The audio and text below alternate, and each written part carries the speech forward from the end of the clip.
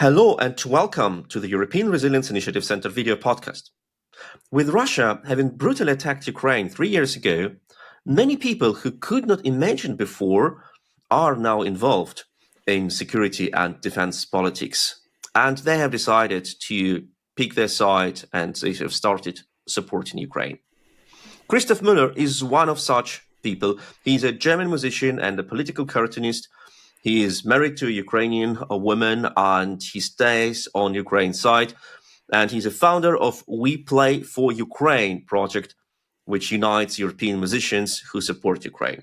He also runs a video podcast on YouTube, Talk for Ukraine, highly recommended to subscribe to, in German and in English language, where you can listen to Ukrainian voices. Welcome, Christoph. Hello, Sergej. I'm so glad being here. Thanks a lot for inviting me.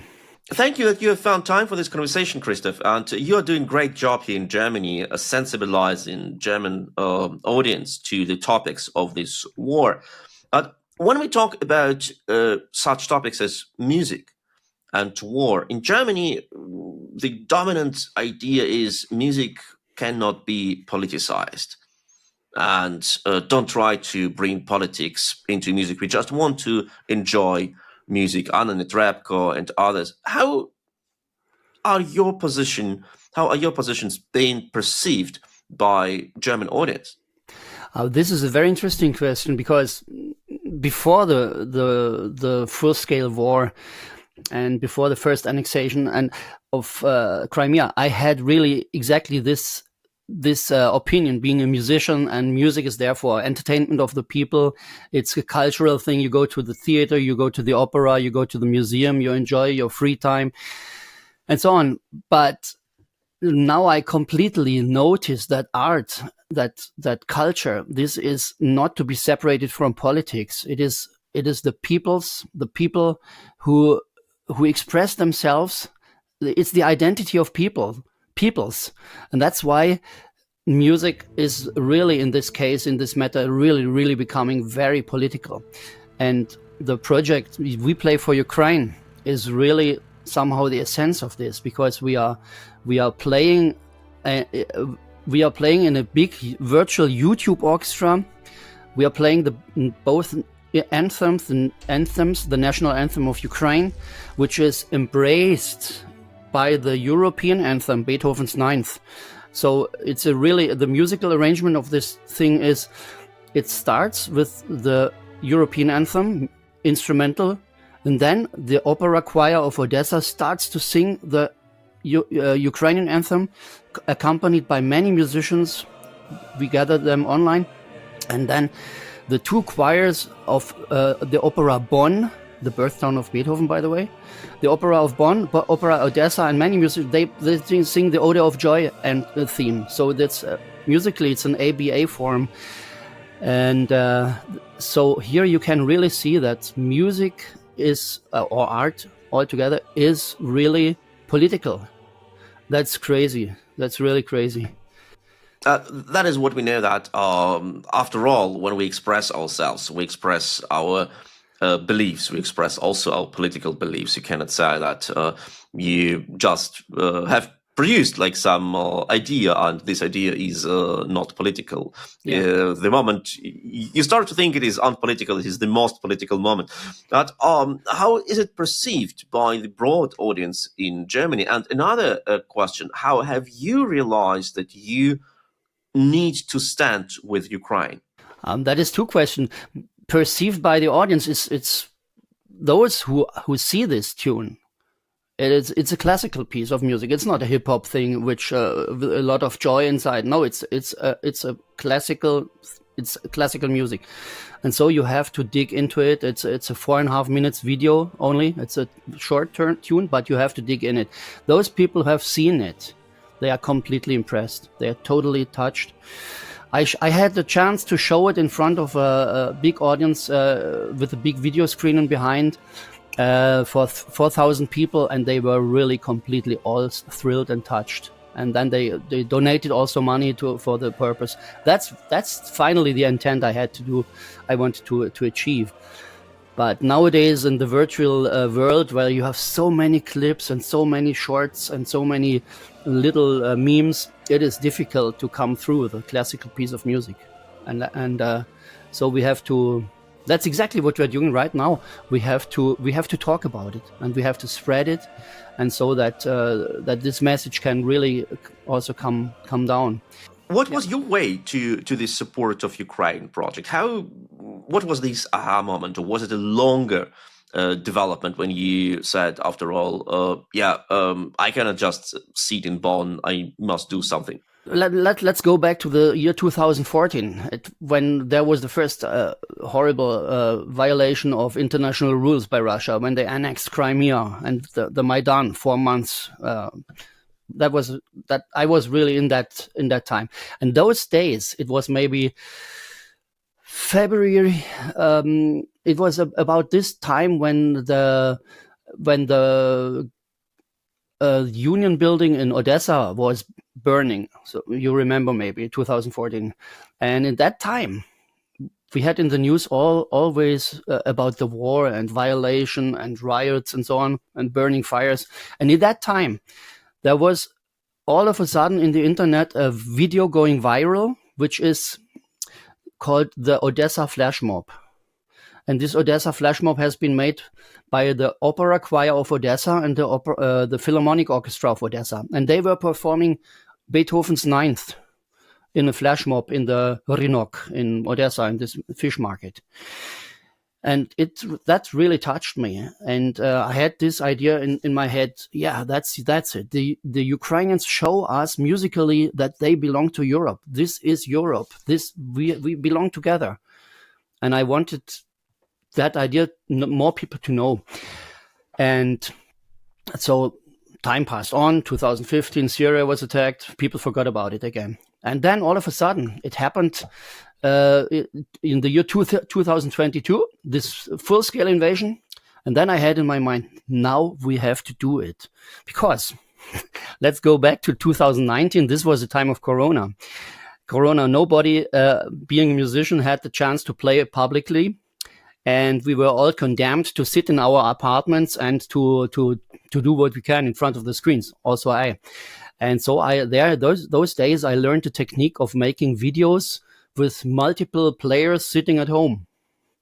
I did this with my students. I'm also a teacher. I'm studying, and I made a lot of online stuff. And I had this idea that we must make a video with all famous musicians and bring them together and play together in a virtual orchestra, not only the European anthem, but also the Ukrainian anthem. And so the idea of We Play for Ukraine was born. And I told this a friend who is a brilliant pianist. His name is Christian Schnarr, and he has many connections in the classical and pop scene. And you cannot do a project like that alone. And so there must be music must be written, a website must be built, arrangements must be brought together. We brought together this idea, and then we just started. I had no idea how big this would be. In the very beginning, this was in 2022, March, something like that. Christian Schnarr and we had the idea this will be so quickly finished. It would take 2 weeks, he thought. And I thought, yeah, no, it did not take 2 weeks. It took 9 months to bring together all the musicians and to call everybody.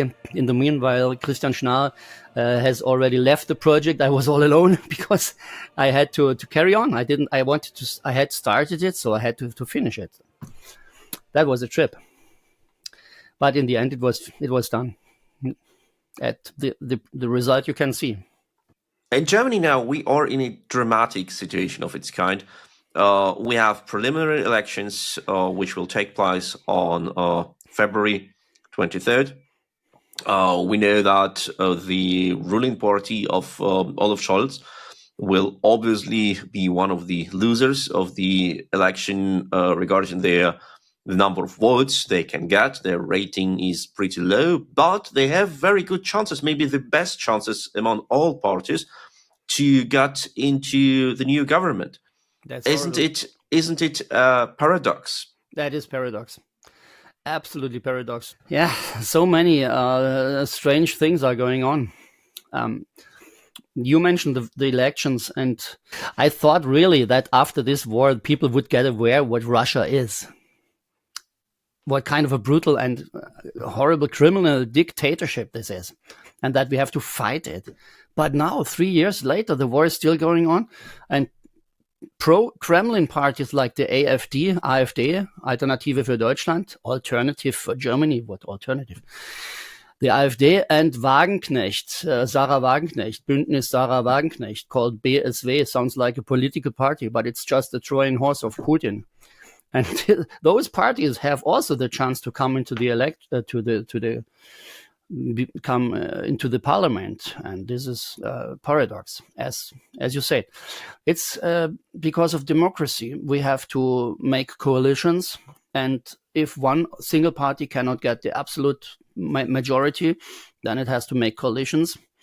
Because we have such a big, widespread system of parties now in our political landscape. A single party cannot get more than 30% or so. 25% is already a lot. And but it's far away from the majority. So you have to make coalitions. And this is really the enemy, Putin. He really has perfectly understood this, the vulnerable and weak points of a democratic system. You have just to infiltrate them with false information, spread a lot of misinformation so the people have no idea what's going on. And those who make the most noise, they will get some chances to be elected. And that is not good. That's a big problem. Isn't it once again a paradox? In Germany, one of the most stable and well-protected countries in the world, we are surrounded by our allies. Yes. We have only borders with peaceful nations who are either NATO members or neutral countries like Austria or Switzerland. We are protected by our location, we are protected by our alliances, by our economy. We are a pretty strong country, despite all of our weaknesses in the economy, etc. But we're still the strongest economy in Europe and the largest nation in the European Union. And the dominating discussion regarding our foreign policy towards Russia is a fear of being defeated or being hurt. How can it be combined when Ukraine, a country which suffers from missile attacks every night, where people are dying, is ready to fight further, and we who enjoy peace and prosperity say, oh please, this war hurts us so much, shouldn't we stop? This is really paradox, and I have an image in my head which maybe describe the situation. Just imagine there is a man, he loves to consume. He loves to buy stuff, order pizza from the pizza shop, and getting videos all day long. Has the latest and the best TV screen in front of him. It's a typical guy, and this he consumes a lot. That takes a lot of money. But this guy doesn't work a lot. He doesn't like to work. He's lazy. His parents took care of him all his life, and so on. And this guy is now has financial problems. He's in debt. He owes to the bank a lot of money already. But he's so much used to his consummation, feeling that he doesn't want to change this situation. And his parents tell him, hey man, you have to go to work now and stop this watching videos every day. You have to work and get rid of that stuff. But he says, leave me alone. And he gets another credit from the bank, and he breaks up with his parents and leave me alone, he tells them. And but his situation is getting worse and worse, and he's getting fatter and fatter. He's drinking beer, he's taking drugs, and so on. You imagine this kind of guy. And the bank says, I want my money back. And he says, no, I don't give because I don't care. His letterbox is already full with invoices from the banks. He doesn't even open those invoices. What happens to the guy who has steered himself into a horrible situation like that. He is not able to. He's unemployed. Imagine he is not knowing how to work anymore. But he is sitting in front of his TV and enjoying his pseudo life. What happens to a guy like that? I ask you. Well, I can tell you the answer. What will happen to him? I tell you, he will get visit someday from the Gerichtsvollzieher. I don't know how to say in English this word is, or the police. They say, hey, you don't pay your bills. Now we are coming to arrest you, and we get everything you have. Take his television, and you go to jail because we cannot get our money back. But at least we can sell your stuff. This will happen. And now compare this situation of this guy to Germany. We are so lazy now. The parents, that is the NATO, that is America, that is the EU. We are protected, but we are used to it. We don't know that this is very worthy. And the danger coming from the outside is we ignore it. We don't care it. Like this guy is sitting in front of, he doesn't even open his invoices, and he doesn't care about it. He stays in front of his screen because this life is easier than the rest. But the Gerichtsvollzieher, let's check this word, the police, they will come. They will arrest him. And now here we have Putin and Russia. It's not the police, it's the bad guys. But they will come. There will be no peace when we ignore it. So maybe you remember this little cartoon I made with Olaf Scholz putting his head in the sand like a Vogelstrauß. He's ignoring the situation. We all are ignoring this. I must make another cartoon about the German Michel, this guy with the little hat on. Ignoring the situation. Ignoring the situation doesn't improve the situation. That's what I want to say. Yeah, that is what is happening in German politics a lot. Trying to create imaginary discussion, a false discussion, not discussing how to defeat Russia, but how to find a solution outside of the box. Absolutely. Not on the battlefield, a diplomatic solution. Maybe we should offer Putin something. Maybe we should force Ukraine to some sort of a compromise. Maybe we should do that and that. And it is just ignoring reality. It's just ignoring the scientific facts. Because our experience, we have tried it before many times. We have invited Russia into NATO, Russia conceal. We have provided Russia with all possible cooperation, G7, G8, G20, and it didn't help. Yeah, it didn't help. So why do we think that repeating our mistakes from the past would help us to solve a problem which we are facing now? It's like it's what the government of Angela Merkel and before Gerhard Schröder was doing all the time. Absolutely. Let's build another pipeline. Yeah. Let's bind Russia closer to us. Yes. If we buy more Russian gas, there will be no war. It didn't work. So this is really, that's the problem. It's I can just describe this as idiocy. They are really stupid. Sorry about that. It's not nice calling our own government stupid, but they are not. They are not facing the reality. And when let's quote the Bible, there is somewhere in the Bible, it's in the Proverbs, there is a proverb which calls a fool is the same thing as a dog. And sorry, that doesn't sound nice. It's a dog eating his own vomit, what he has puked out of him. And I've asked my father those days, is that true? Dog puke? And he says, yes, dogs, they do that. They puke and then they eat it again. And a fool is doing the same. He is not going away from his stupidity. He is doing it all over again. Sorry, government. You are really fools. I tell you, you don't see the reality. You don't face the reality because it's easier to put yourself into some cloudy, mystical thing. That's not the right way to solve problems, ignoring them. And at the same time, we have a lot of initiatives in Germany run by ordinary people like you and me who just say, we need to step up. we need to do what our government doesn't do. I see how many people support our initiatives delivering equipment to Ukraine when they donate money and when they write a note. I'm so sorry for my government. I want to do something. Here is my contribution to the right cause. How does it combine? We have a government, democratically elected government. It obviously reflects the will of the people who elect the parties.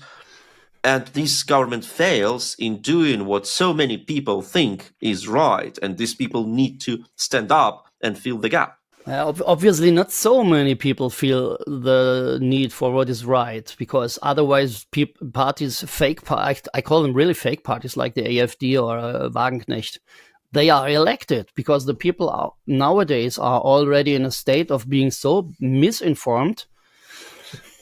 I would like to ask you as a media person, how can it happen that the ARD and the talk shows in the German öffentlich-rechtliche, the government run, no, it's not the government run media, the mainstream media, let's call them like that. How it cannot be that parties like that, they are all the time sitting in the talk shows and being able to tell Putin's truth, the so-called Putin's truth. How can this be? Why don't they just expel them and don't invite them anymore? Well, if you ask me, I have no clue. I don't have an insight of the editorial decisions. But I think they just want to have like a sort of a show. They want to have controversy. They want to discuss the question like if the Earth is round, and they invite a person who says no, the Earth is not round, the Earth is flat. That's they want, and let's do a show. Let's bring the parties to the position where they will start to argue, and then say, "Oh, it was a good show." It's always boring when people are talking like their expert opinion, but don't argue in general. They can argue in details, but not in general. It will be not interesting, and that's how we come out of the situation when we really discuss the problem. And the problem is Russia's aggression and what to do with that. And here we can say, okay, should we send troops to Ukraine or should we only send arms? But that is too simple for them. They want to have opinions that different. Should we send troops and arms to Ukraine or should we just sign peace with Putin? So they want to have like a broader scale. And for that, they have people who have no clue, have failed many times. This is the problem of the democratic media, because, as you say, they want to have a show, they want to have controversial discussions, and somehow they hope that the broad audience will come miraculously to the right decision. And it's the same thing like on the political scale. If you say Handel durch Wandel, Wandel durch Handel, that's it. Change through negotiation. No, not, how is it? Yeah, change through trade. No, that's it. Change through trade. But we changed, but we did not change into the good direction. We were the ones who have been changed by Russia, coming into a corruptive system. Instead of that, the Russians would become democratic. No, we became corrupt. So the same thing will happen if you spread information in media, very controversial discussions. And then it is not the logical outcome that everybody will have afterwards the truth in his head and say, yeah, now we know what is true. No, they are completely, they don't understand what is going on after a while. And the one who has cried the loudest, he will maybe win the discussion. And that's why I think the German media or the democratic media, they have really somehow they have to change their paradigm, their understanding of journalism.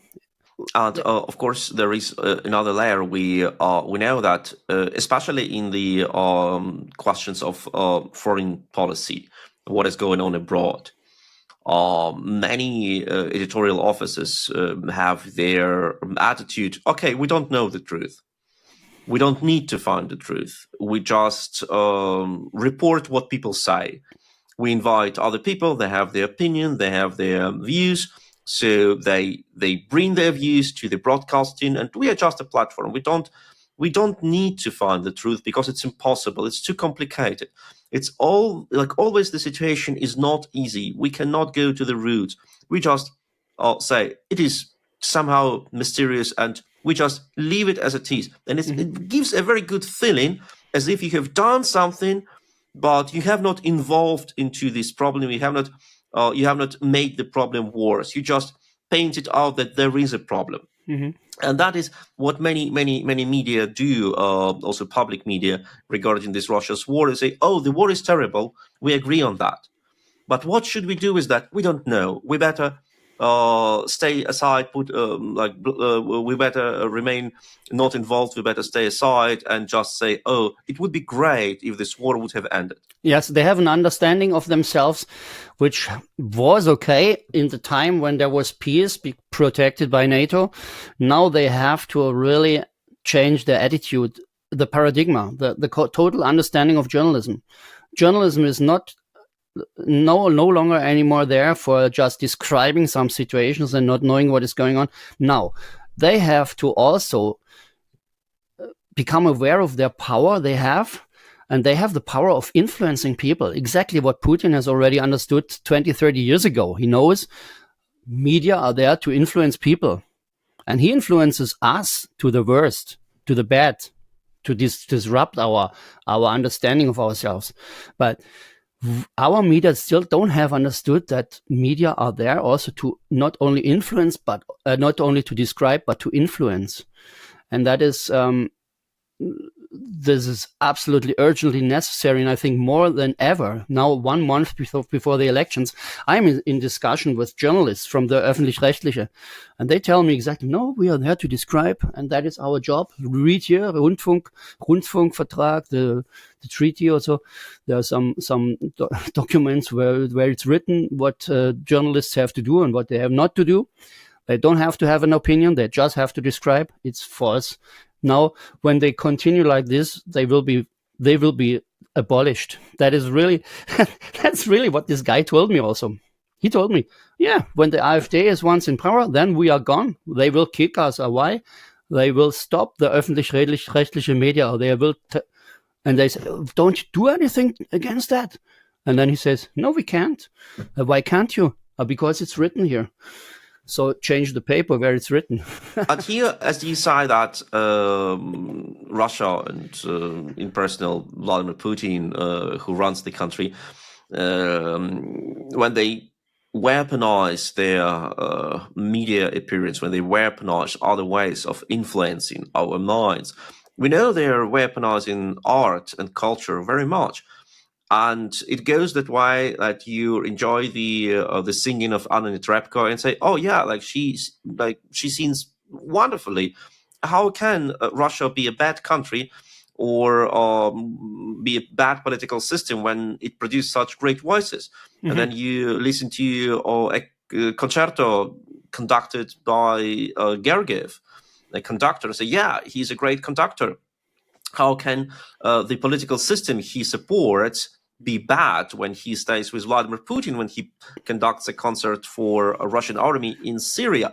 And that's how it goes. But isn't it the case when we Germans, we should have known better as talented artists like film director Leni Riefenstahl were fully in line with Adolf Hitler. And it doesn't make Leni Riefenstahl a bad film director, but she was a Nazi supporter. She helped the Nazis to propagate their ideas. You can be a talented conductor and a supporter of a murderous regime. And one needs to understand that it goes hand by hand. You cannot separate it. When you serve the regime as a conductor, you are a genocidal conductor. That's it. That's it. The mindset of a person, that is the important thing. A person is just as her ideas are, and that's why people like Anna Netrebko or Gergiev, they have to be expelled, and it's a crime to engage them still. And absolutely, so art cannot, art, music, it's a craft. It is a craft. You can learn it like being a mason or like being a carpenter. You can also learn like being a musician. You have to have some talent, but you have to learn it. And it's a craft. And the guy who is the craftsman, it doesn't say anything about his political or his ideological or mental state. It doesn't say anything. So you cannot separate the person from what what the person does. And that's why people like, the Germans, they have really this illness to forget about things. Now we can see this again with Jews, and that the anti-Semitism is coming back in Germany somehow, from the right and from the left side and from the Muslim, whatever. Because people forget. It's bad. And we are here for helping that people don't forget. We have to show them. And art is more important than we think. Also myself, sometimes I think art is still to entertain people, but it's there to tell the truth. Or also, if you use the art, you can tell the untruth. I had a very interesting. I've seen a meme. There you see Russian soldiers attacking you, and besides those Russian soldiers, you see ballerinas and dancers, and they are also attacking. So this means Russia attacks us with military and with culture. This is a very iconic picture. It's not ironic. For us, it looks somehow ironically, but they mean it totally severe. Absolutely, and that's what is going on. Like it is Russia's state of mood. They just weaponize everything, and if art and dance and music and other types of art provide them with a chance to influence Western minds, so be it. Like Russian cinema is not that successful anymore, so they don't use it, but ballet and music have their ways into the hearts and minds of the Westerners. So let's do it. That's what they do. Indeed. Yes, can you imagine that this situation will be changed? Can it be the case? And we know that the Western culture knows how to cancel certain types of arts when they don't fit the ideas which we find good, progressive, humanistic, but it doesn't work with Russia's art anymore. Isn't it strange? And can it be changed? I think you have to be aware of not we, but the bosses of the media, the politicians and the media bosses, like the intendant of the WDR. It's a woman. I don't know her yet, Katrin Fernau. Those people who have power in the media, they have to change their mindset. Our media, they are really freely and democratically organized, but somehow they follow the political discussion. And we have to pay attention. We have to pay attention that we will not be infiltrated anymore.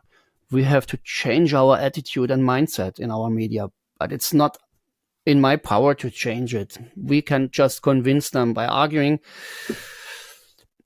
That's what I can imagine. It must be from the political side, and it must be from the media side. And then the people, our German population or the European populations, the Americans, they are further still. When the media, I mean, this is really difficult because the media nowadays, they are also not so powerful anymore as they have been, because the social media, they have already a share of maybe 30% also in the opinion building. And that is also very much infiltrated by the Russians. And here is a big problem. I don't know how to eliminate those social media problems, because now you can also see that Elon Musk has bought Twitter and called it now X. So when the social media platforms, they are now in the hand of people who are not morally on the right side, on the good side. The right is another word. But at the same time, you are one of those people who spread pro-Ukrainian views on social media, and not you alone. There are people who do their media channels, who do their blogs, their podcasting, and who support Ukrainian fight for independence and against genocide. So maybe it is still possible, even in this new world, to provide people with information from the ground, with information which is unbiased and which serves the purpose to achieve stable peace and stable democracy and safety. Especially also you, thanks. That's the point. We have from the grassroots, we have to work against it, and from the top. Indeed. Yeah. And thank you so much. It was Christoph Müller, who is a founder of We Play for Ukraine project, uniting European musicians who demonstrate their solidarity with Ukraine by performing Ukrainian music and especially national anthem. And he also runs his video podcast, Talk for Ukraine. Highly recommended to subscribe. The link is under this video in the description. So follow Talk for Ukraine, and don't forget to like, share, and subscribe to this video. Subscribe to the European Resilience Initiative Center video podcast, which we are looking now, and the most important, stand with Ukraine. Slava Ukraini. Героям слава!